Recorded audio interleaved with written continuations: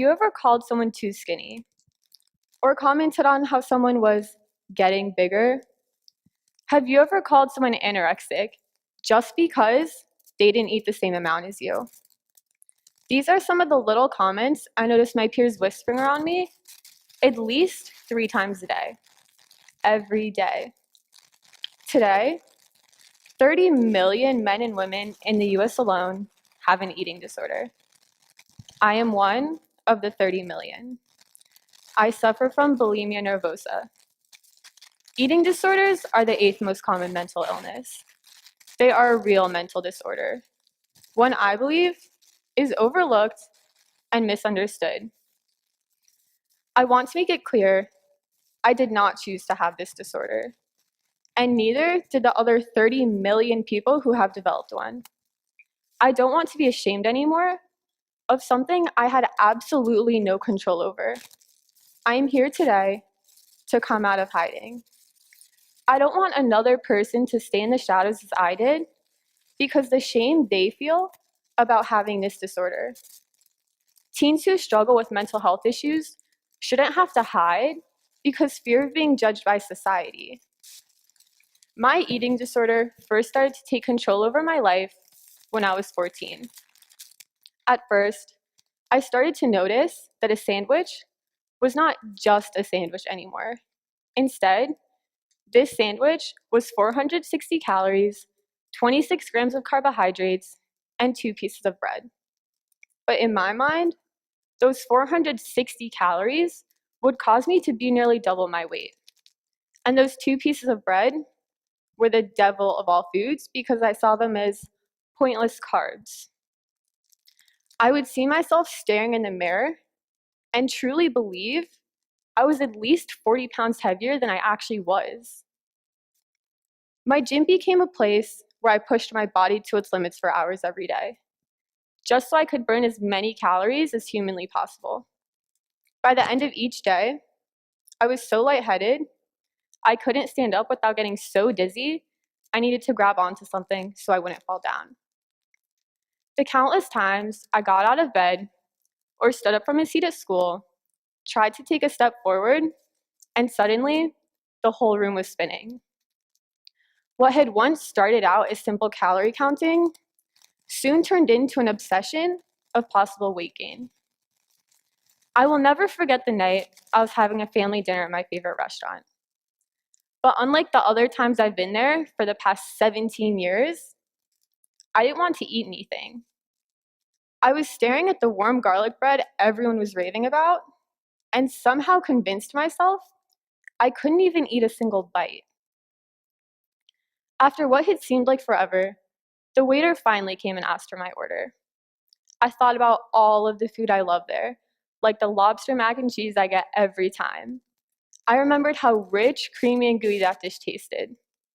I heard how loud my stomach was growling, begging me for food. But before I knew it, the voice in my head was speaking out loud. Just more water, please. I'm not hungry.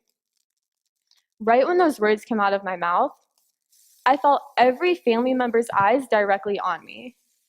My family all said at the same time, "You have to eat something."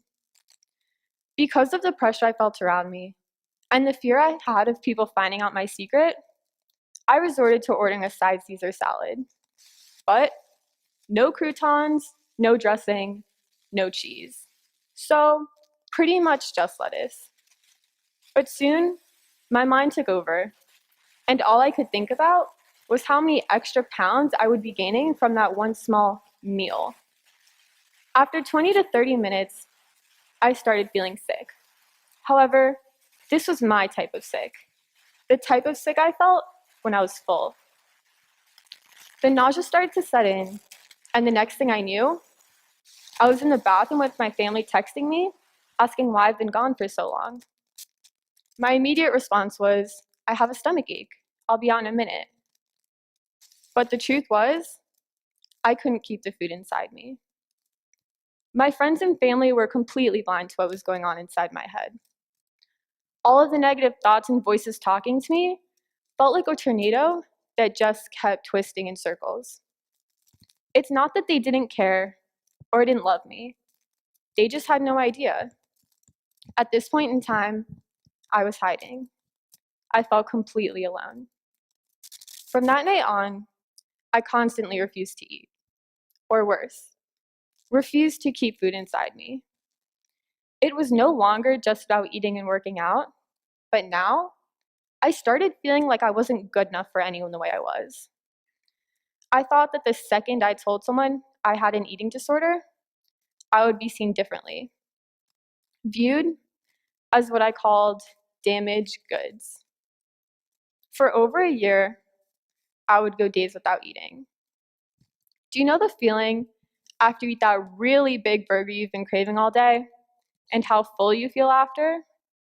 Well, that feeling of being full was my absolute biggest fear. I was genuinely terrified from the inside out of being full. During these moments, my mind was in lockdown mode, and I mentally didn't allow myself to focus on anything but how heavy I felt. Now, I'm aware this probably sounds ridiculous. Like, wow, this girl was scared of feeling full from food. But in my mind, the world was distorted. Food wasn't just food, and my body was not my body. If I even had the slightest feeling of being full, I would go straight to the bathroom, fingers down my throat. I had no control over what I was doing, feeling, or thinking. This disorder took over my entire life. As if throwing up after almost every meal wasn't bad enough, I had an immense feeling of shame. This shame stopped me from getting the help I desperately needed. I thought that I would be seen differently. I felt like no one could possibly love me the way I was because I didn't love myself. I honestly didn't even like myself. I continued to hide my secret from everyone around me. I believe the shame I felt stemmed from how misunderstood eating disorders are and how easily people judge those who have one solely because society doesn't look through the lens of someone who suffers through one. The people around us unknowingly put the distortion of body image inside our minds every day. And then that same society then judges what they created. I can't pinpoint an exact moment in time when I realized I am bulimic and this is not healthy. I just always knew something wasn't quite right. One day, while learning about how much throwing up damages my body, I finally realized it was time to help myself. I couldn't simply listen to the dangers of bulimia anymore. I had to make a change and do something about it. I had to learn to overcome the feeling of shame I felt and still feel.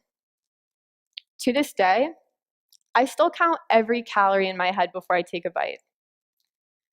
The voice in my head screaming at me, "Don't eat that," has never gone away. Every day, I work to push the negative image of food to the back of my mind. I'm proud of the strides I've made, but it definitely hasn't been easy. For example, a boy recently called me anorexic just because I wasn't hungry at the same exact time he was. Hearing those words, whether I was struggling in that moment or not, only brought back the negative thoughts about how I used to treat my body, and sometimes still want to. The countless times I've heard an ignorant person make a joke about someone not eating, calling them anorexic, or making a joke about throwing up needs to stop. It's time we alter our perspectives. How misunderstood eating disorders are by society is the reason I stayed in hiding for so long. If you suffer from an eating disorder, know that you aren't alone. You can get through this like I've been trying to by confiding in someone. A professional is best, but a friend is a great first step. It's so important to finally say the words out loud.